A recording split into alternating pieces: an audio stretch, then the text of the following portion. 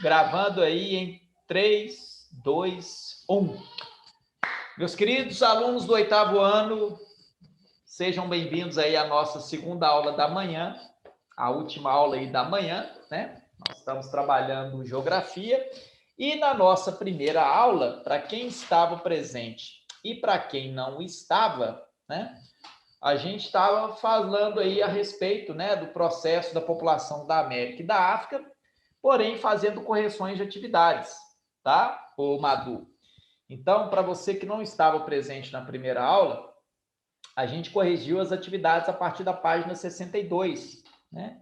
E aí, Entendi. com cada questão que a gente estava corrigindo, Madu, a gente falava um pouco mais a respeito aí, né, da matéria, já que nós estamos trabalhando justamente população americana e africana. Ô, Thiago, Pois não, pode eu falar. tava falando da internet. Eu vou te explicar por que a minha internet acabou. Eu moro na zona rural. E Uhum. lá não tem como colocar uma internet ilimitada, ela tem que ser limitada. E parece que deu um problema lá, não Isso sei o que acontece aconteceu. demais, Madu. Isso Aí ela não acontece tá demais. ligando. Isso acontece demais. Ó, por exemplo, eu mudei aqui para Piuí, vai fazer um ano semana que vem. Né? A gente mudou de BH para cá por conta da pandemia, melhor qualidade de vida, enfim. BH estava aquela loucura, aquele caos, né? Enfim, Madu, desde quando eu mudei para cá, eu não vou mentir para vocês, não. Pelo menos umas 3 vezes na semana, eu e a minha esposa, a gente tem problema com a conexão de internet. Pelo menos umas 3 vezes. E olha que aqui eles falam que é uma internet fibra ótica, enche a boca para fazer propaganda, enfim. Ontem, inclusive, a minha esposa, durante uma live lá do trabalho dela, ela estava fazendo uma live, simplesmente acabou. Travou a conexão, ela não conseguiu terminar a live dela, né? Enfim. Então, Madu, não estressa com a internet, não, porque realmente a internet, não só no nosso estado, tá, Madu? Mas a internet no Brasil, ela deixa muito a desejar. Não sei se vocês sabem, mas em 2015, sabe quantos brasileiros não tinham acesso à internet? 2015? Chuta. Acredito que metade da população brasileira, até um 100, pouco mais. 100 milhões de brasileiros, Madu. Em 2015, 100 milhões de brasileiros não tinham acesso à internet. Né? E a gente está falando aqui sobre toda essa dinâmica populacional da América, da África, estamos falando de qualidade de vida, de expectativa de vida, né, de desenvolvimento econômico, de indicadores socioeconômicos. Isso entra, Madu. Né? A partir do momento que a gente vive num país que está trabalhando muito para se tornar uma grande potência econômica, mas que ainda não consegue ter um sistema de comunicação eficaz, abrangente, não adianta, gente. Então, você pensa bem, Vinícius, hoje no mundo inteiro, cerca de 1 bilhão e 200 milhões de pessoas, um pouco mais do que isso, têm acesso direto à chamada internet de alta velocidade. Daí a Isa me pergunta, Tiago, o que seria uma internet de alta velocidade? A gente está falando de uma internet, Isa, com uma conexão de 1 terabyte. 1 terabyte de velocidade, 1000 gigas. Né? Então, por exemplo, hoje você vai aí, países como Coreia do Sul, Japão, uma boa parte da China, Estados Unidos, Canadá, Alemanha, você vai ter um sistema de conexão de internet absurdo. Né? Falando nisso, uma vez eu fiz uma reportagem, uma mulher lá nos Estados Unidos, na rua, na internet pública, pegando 900 mega de velocidade. Sim, na rua, internet sim, pública. Sim, João. Mas e aí, João? Como que a gente interpreta essa disparidade, João? Como que a gente interpreta esse abismo existente? E aí? Muitos países desenvolvidos, eles não compartilham, né? Os outros países têm que comprar vamos falar, essa tecnologia. Eles O guardam Brasil essa está tecnologia. atrasado. Porque tudo tem uma transação financeira. Eles não têm nada que é de graça. Exatamente, João. Você foi no ponto crucial. Ô, João, primeiro, nada é de graça. Tudo tem um preço. Definitivamente tudo tem um preço, né? E isso que você acabou de dizer, ô João, você deu uma definição da globalização. É a globalização. A gente vive num mundo globalizado, a gente vive num mundo onde o sistema que domina, que rege as relações é o capitalismo, né? Só que o capitalismo, João e turma, ele não é, muitas das vezes, democrático. O processo de modernização e o processo de globalização, pessoal, não é democrático. Ele não é homogêneo, Vinícius, né? Então, o que acontece? Historicamente, aqueles países que sempre foram potências econômicas, obviamente, os pioneiros da industrialização, vão ter mais recursos. muito mais recursos, né?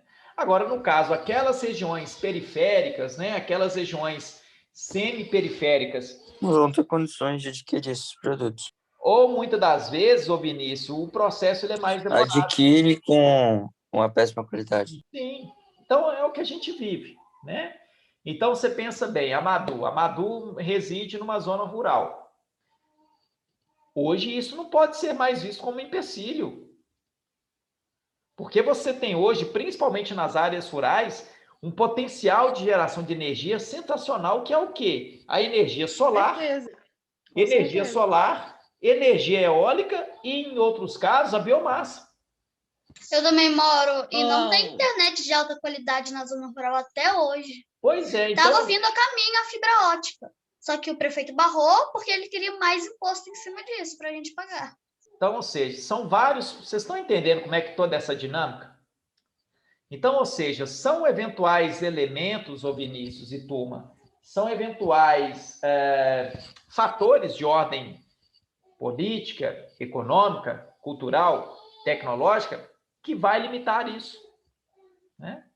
E aí a gente fica refém. Aí você pensa bem, olha todo esse trabalho de logística que a Madu teve que fazer para poder assistir aula. Teve que sair da casa dela e ir para a casa de uma tia que eventualmente não é na zona rural. É na zona rural, Madu, a casa da sua tia? Não, é na cidade. Aí pensa bem. Então, olha para vocês verem. Eu verem. tô aqui sozinha, porque minha tia tá na roça. Então, olha para vocês verem toda essa logística. A Madu, ela teve que sair da casa dela, ir para a casa da tia na zona urbana. Então, assim, esse episódio que aconteceu com a Madu hoje, numa escala micro, é o que a gente está vendo até aqui, nesses graus de desenvolvimento dos países em desenvolvimento, dos países subdesenvolvidos para os países emergentes, né? Tiago, na primeira semana de aula, eu tive que passar... primeira semana, eu tive que passar na cidade, porque a internet aqui em casa acabou. Sim. Eu tive que passar uma semana na cidade, porque Então, assim, senão não podia fazer. Então, olha para vocês verem.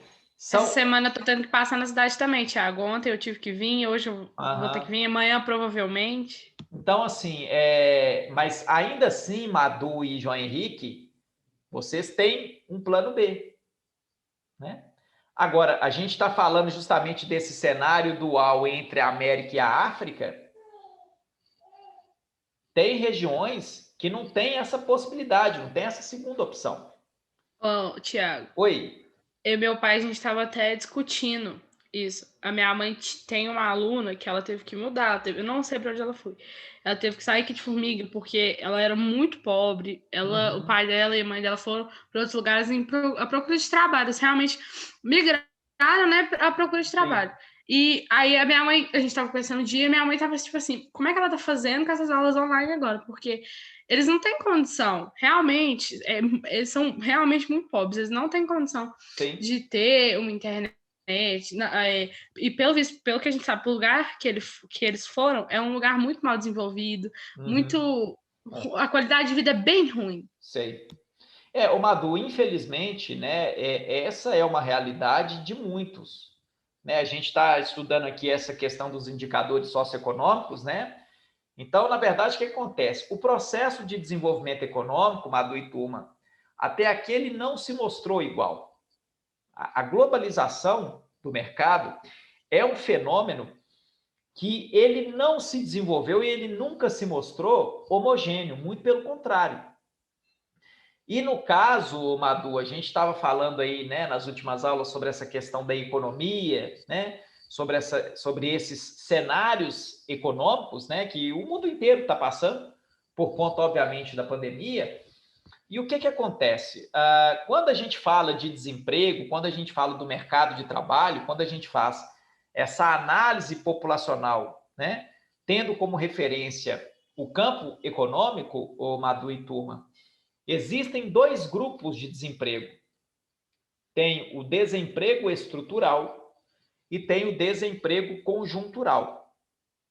Do mesmo modo que a gente viu nas últimas aulas, né, a diferença da população economicamente ativa para a população economicamente inativa, aonde se contabiliza tanto os trabalhadores formais quanto os informais. No caso desses dois tipos de desemprego, então você tem o primeiro, o desemprego estrutural, que é aquele que vai diretamente nessa mudança do cenário. Então, é quando você tem um alto número de desempregos numa região que vai ser provocada pela substituição desses trabalhadores por máquinas, por robôs. É o que o mundo vem presenciando desde a segunda Revolução Industrial, né? Quando começa a ter aquela produção industrial em massa, então, quando a mão de obra humana ela começa, né, a ver-se cada vez mais se afunilando por conta das máquinas, enfim. Então, o desemprego estrutural, Madu, hoje ele atinge grande parte do mundo, principalmente nas regiões emergentes, subdesenvolvidas, né, por conta dessa nova realidade industrial. Então, eu tenho dito aqui inúmeras vezes que hoje a gente está na chamada quarta revolução industrial, né, que para muitos seria a segunda fase da terceira revolução, que é justamente a tecnologia, de fato, ela tomou conta. Então, hoje você tem a inteligência artificial, né? Então, você tem o advento aí dos robôs, né? Você tem cada vez mais robôs mais inteligentes, você tem softwares, hardwares, dispositivos que literalmente não precisa mais do fator humano para exercer essa atividade, né? Então, esse desemprego hoje, estrutural, Madu, é justamente o resultado disso. Você tem aquelas regiões aonde aquela mão de obra que inicialmente ela não precisava ser qualificada, ela passa a dar lugar a essa modernização. Estão entendendo até aqui? Tá claro até aí? Sim. E aí tem o desemprego conjuntural. O desemprego conjuntural, Vinícius, Madu, o João e os demais presentes, é aquele desemprego temporário. Então, Madu, eu vou trabalhar na sua loja, só que aí, Madu, a gente está passando por uma crise, você vai precisar me mandar embora. E qual que é o cenário do Brasil de uns anos para cá? O Brasil ele vem presenciando oscilações na sua política econômica, no seu cenário econômico-social, desde 2015. Então, o Brasil ele teve o seu ápice, digamos assim, né, o seu ápice econômico favorável do período de 2009 a 2013, né? Foi quando o mundo estava passando por aquela grave crise econômica que começou nos Estados Unidos, né? Atingiu o mundo quase que todo, só que naquela época, Brasil, Rússia, China e Índia estava tranquilaço, né? Foi o início do BRICS, né? Que é o bloco que reúne as grandes potências do mercado emergente, que em 2012 teve a anexação da África do Sul. Então, nesse momento, a economia brasileira estava muito interessante, estava muito favorável, estava muito aquecida, né? Foi o momento que, inclusive, o real ele chegou a valer muito mais do que o dólar, internamente. Então, o mercado, o consumo estava satisfatório. E aí, de 2015 para cá, a economia brasileira ela começou a entrar em declínio, né? Ou seja, já tem 6 anos que a gente vem presenciando, então, né, essas instabilidades socioeconômicas no Brasil, né? Então, 2015 foi um ano ainda não tão negativo assim, porque estava naquela expectativa das Olimpíadas em 2016. 2016 foi, então, né, todo aquele fervor por conta dos Jogos Olímpicos. De 2017 para cá, então, né, 2017 foi um ano caótico, porque de fato foi um ano, né, em que muita gente foi mandada embora, muita gente começou a ficar desempregado. 2018 foi... Por que 2017 foi um ano caótico?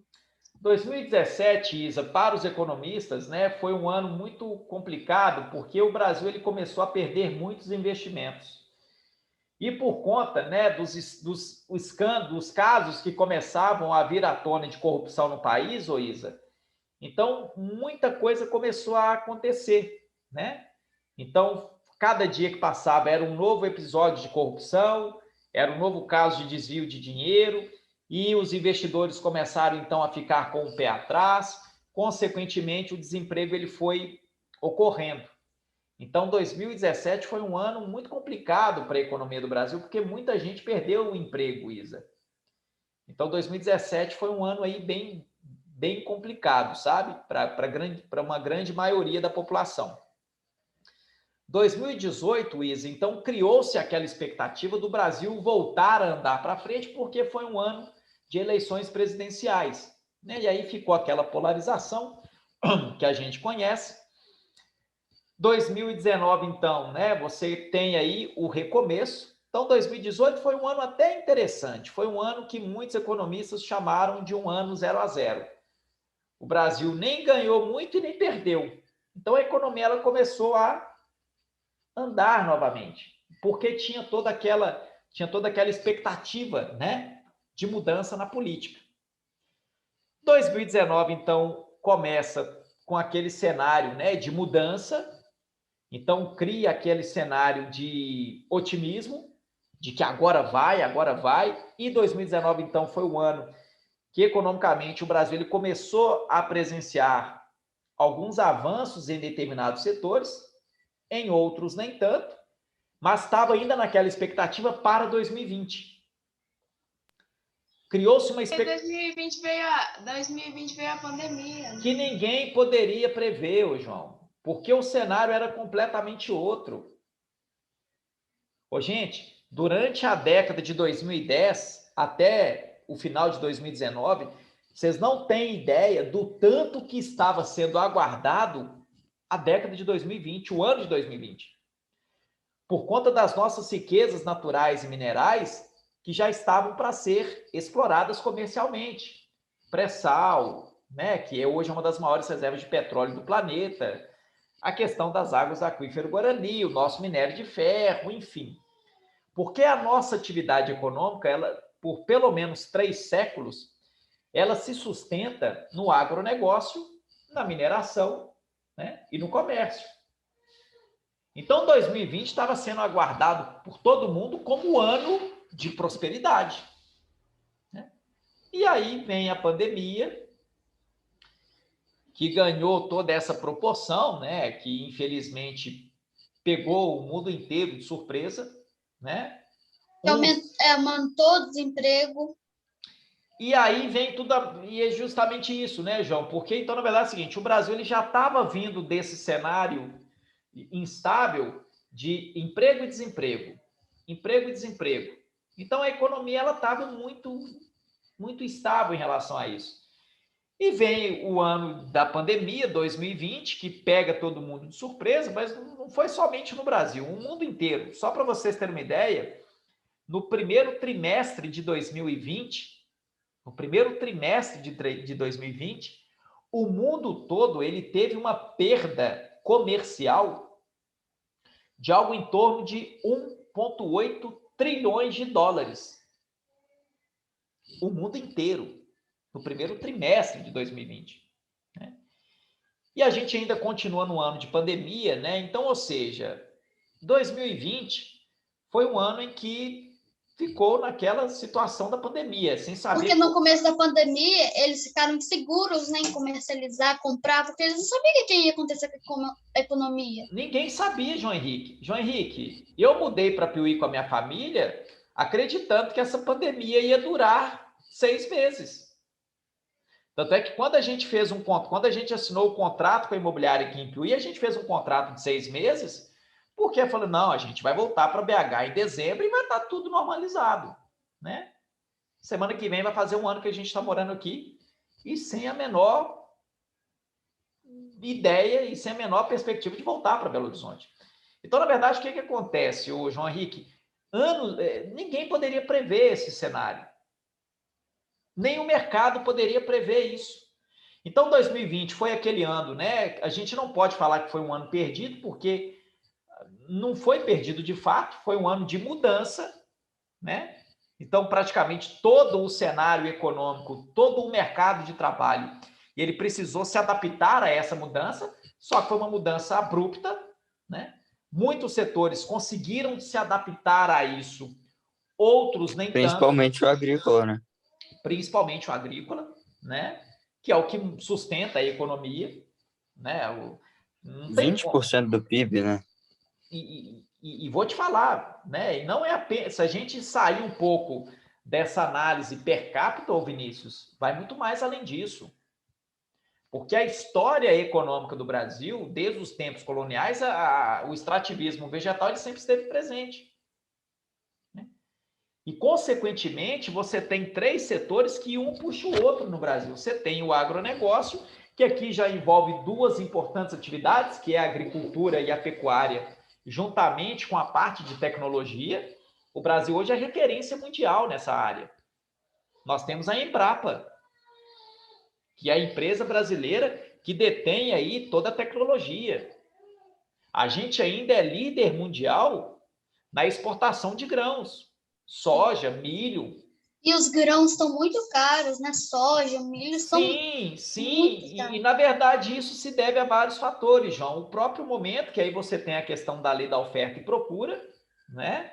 Tem toda essa questão de uma necessidade de estocagem e, consequentemente, tem as oscilações das moedas, do real e do dólar, aí entra toda essa questão tributária, né? Mas aí você tem o agronegócio, a mineração, que hoje também não tem como a gente pensar em pleno século XXI, em todo esse advento tecnológico sem os minerais, que é a principal matéria-prima, né? E, consequentemente, o comércio. Então, 2020 foi esse ano fatídico, né? 2021 já começa com toda essa expectativa de que, de fato, a vacinação em massa ela aconteça. Então, isso também vai influenciar em todos esses estudos econômicos e demográficos, né? Então, 2021 já entra como esse ano esperançoso de que vai sair a vacinação em massa no mundo inteiro, não somente no Brasil, porque hoje essa questão da vacina não é algo somente intrínseco à realidade brasileira. O mundo ainda está sofrendo com essa pandemia, né?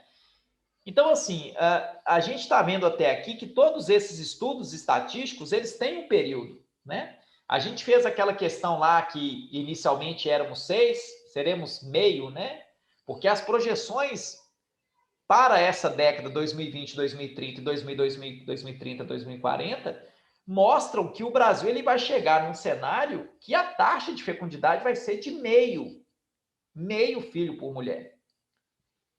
Então, tudo que acontece nessa esfera política, econômica e social influencia totalmente, né?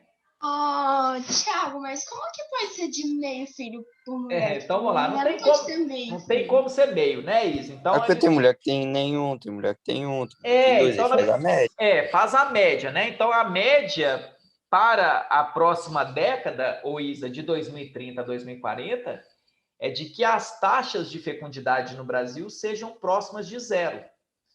Então, a gente viu que, cronologicamente, os anos 80, a taxa de fecundidade era de 6, né? Até os anos 80 era de 6, nos anos 90 caiu para 4, no início dos anos 2000 ficou em 2,5, 2,8, né? 2000 a 2010, 1,5, né? E 2020 a 2030 vai permanecer ali entre 0,8 e 1 filho. E aí, a partir de 2030, acredita-se que essa média será de meio, beirando a 0, né? Ou seja, o Brasil, nessas próximas 2 décadas, Isa, que começou no ano passado, né? Obviamente. Então, nessas próximas 2 décadas, a tendência é que o Brasil, de fato, ele venha chegar no 4º estágio de transição demográfica, que é simplesmente estabilizar o crescimento populacional. Então, O que isso significa? Significa que as taxas de fecundidade serão próximas de zero, consequentemente, as taxas de natalidade serão muito baixas, a expectativa de vida será cada vez mais elevada. Então, a gente viu, né, inclusive na página 61, lá naqueles dois mapas, né? Então, a expectativa de vida vai continuar aumentando exponencialmente, e aí a taxa de mortalidade ela vai aumentar, mas não significa que vai morrer mais gente. É porque entre a taxa de natalidade e a taxa de mortalidade, essa vai ser um pouco maior. Então, Thiago, eu acredito que daqui a alguns anos a aposentadoria será ainda a pessoa mais velha ainda, porque os idosos vão aumentar e a saúde vai aumentar também, né? A tecnologia na medicina vai aumentar, as pessoas vão estar mais saudáveis para trabalhar. Exatamente. Tanto é que a gente está presenciando esses debates, né, João Henrique? Justamente... Mas, tipo assim, se aqui no Brasil já tá ficando bem baixo, e lá nos Estados Unidos, como que vai estar? Já está baixo. Os Estados Unidos hoje, Isa, já está muito baixo, e tem algumas áreas nos Estados Unidos que eles estão tendo uma grande dificuldade.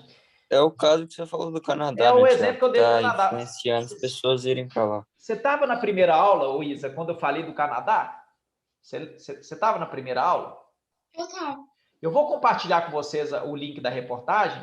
Qual que é o cenário do Canadá hoje, Isa? O Canadá hoje ele está criando políticas de incentivo migratório.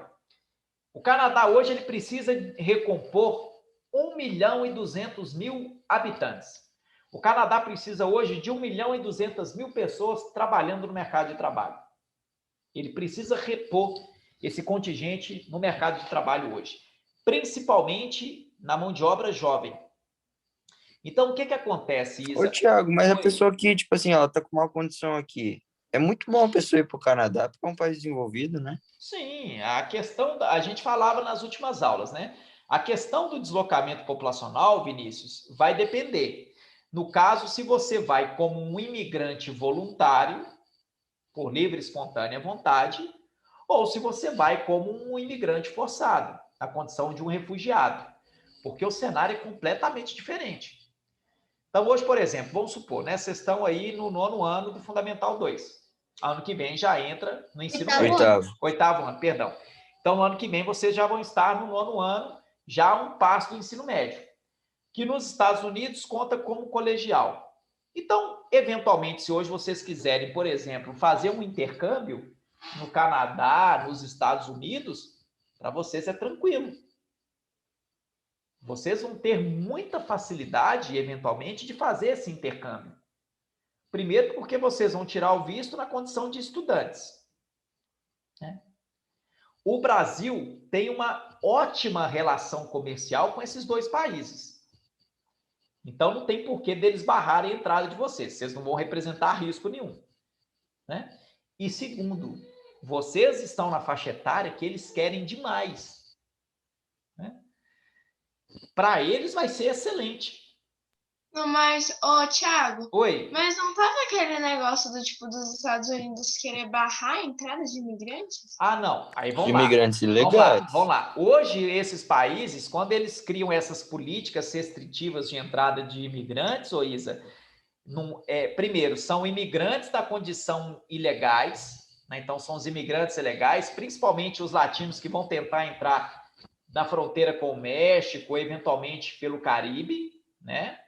E tem também aqueles indivíduos que vêm de regiões que são palcos de conflitos geopolíticos, né? Então, você tem aí refugiados da Síria, da Líbia, né? De toda aquela região de tensão do Oriente Médio.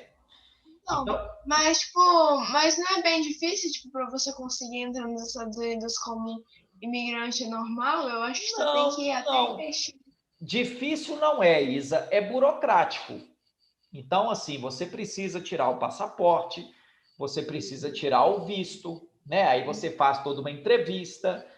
É burocrático. Aqui vamos substituir, então, a palavra difícil por burocrático.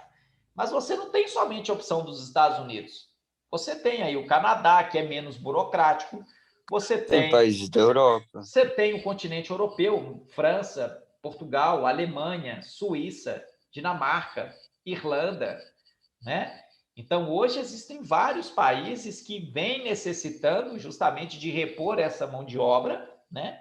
E que não são tão burocráticos assim. É claro que o momento atual, ele não está para a gente fazer essas viagens. A gente está ainda todo esse período de pandemia.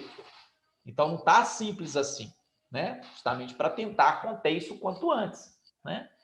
Agora, é claro, gente, que essa pandemia vai acabar, isso vai passar, ué.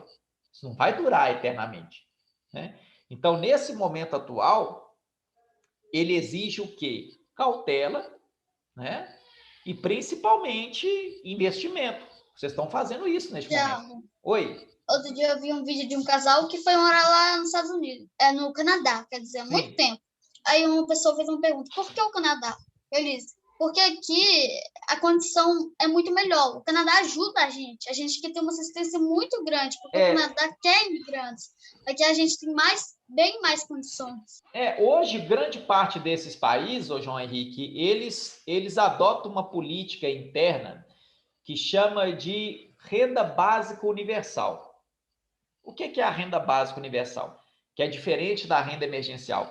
Essa renda básica, eles pegam um determinado valor e simplesmente eles destinam para todo mundo, sem restrição de classe, sem nada. Então, independente se o Vinícius vai ganhar, sei lá, 10 salários mínimos por mês, a Isa vai ganhar 5 e a Lívia não vai ganhar nada, todo mês eles vão ter uma ajuda de custo por parte do governo, justamente para ajudar nisso aí, né?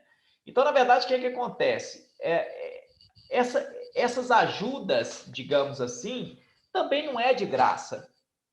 E eles fazem isso porque isso volta depois. É investimento, né? A grande diferença dos países desenvolvidos economicamente é que eles têm uma visão capitalista. Qual é a visão do capitalismo, gente? Você quer lucrar. Eu quero é o lucro. Então, vamos pegar um exemplo, tá? Nesses países, educação, por que é prioridade nesses países da educação? Por que eles investem pesado na educação? Porque vai ser a fonte que eles precisam para continuar se tornando potências. Qual é a grande Porque aí vai desenvolver, os jovens eles vão se desenvolver, vão ter bons empregos e vão contribuir com a previdência. Detalhe, eles não querem perder essa mão de obra qualificada e eles têm carência de recursos naturais. E também eles fazem o negócio que, tipo assim, a fuga de cérebros, né? Isso. E aí eles vão para lá. Exatamente. Então, a drenagem de Aí cérebros... eles começam a influenciar, né? Exatamente. Aí eles começam a dar incentivo e aí dos países emergentes Então, e vamos dar um desenvolvidos exemplo, começam a ir para lá. Exatamente. Então, vamos dar um exemplo. Vamos supor que hoje você, Vinícius, a Isa, o João Henrique, resolvem sair de Formiga e vai embora para o Canadá. Vinícius, aí daqui a uns anos você se forma em engenheiro de petróleo, a Isa se forma lá em engenheira, vai se formar lá como oceanógrafa, vai ser especialista em oceano, e o João Henrique vai formar lá em engenharia geológica. Quem vai perder com isso? Quem vai perder com o fato de vocês três terem... O Brasil. Acabou, gente. O Brasil perde. O Brasil, Formiga e Minas Gerais. Exatamente. Porque o Vinícius, a Isa e o João Henrique simplesmente vai para o Canadá e vai ajudar para o processo de desenvolvimento. E aí começa a contribuir com a economia de lá. E, consequentemente, essas funções que poderiam dar lucro para o Estado, para o país e para o município vão para lá. Exatamente.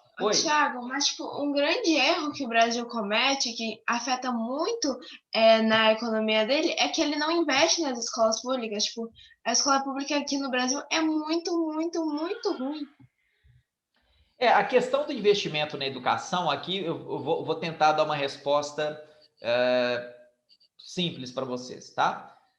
Na verdade, o que acontece? O investimento na educação nos países desenvolvidos sempre foi tido como prioridade, porque historicamente eles sempre tiveram o poder, eles sempre foram os dominadores. Então, historicamente, nos países emergentes e subdesenvolvidos, a educação, por que ela é deixada no segundo plano? Tá? Porque, historicamente, criou-se aquela visão... Pessoal, já vamos começar a fazer a chamada aí para fazer o registro? Então, historicamente, criou-se aquela ideia de que a educação nesses países, ela precisava ficar no segundo plano porque você precisa trabalhar. Você faz parte dessa mão de obra e tempo é dinheiro, né? Então, consequentemente, quando o capital privado ele vem para esses países, né? E de fato eles usam essa ideia, essa divisão de que a educação é um investimento e não um gasto, acabou, gente. O que faz de Harvard ser uma das melhores instituições de ensino do mundo? O investimento dos Estados Unidos. Não somente dos Estados Unidos. Hoje, qualquer um de vocês pode estudar em Harvard. Porque Harvard só aceita os melhores. Somente os melhores. E quando você sai de Harvard, você vai sair já direto para os grandes centros. Né? Então, essa é a questão. A gente está na 4ª revolução industrial. Revolução totalmente tecnológica, inteligência artificial. É o que eu falei com vocês na semana passada. A partir da próxima década, 45% das profissões existentes vão deixar de existir. Em contrapartida, grande parte das profissões que ainda não existem e que serão promissoras, ainda não foram criadas. Está lá, esperando vocês nas universidades, nos institutos técnicos. Né?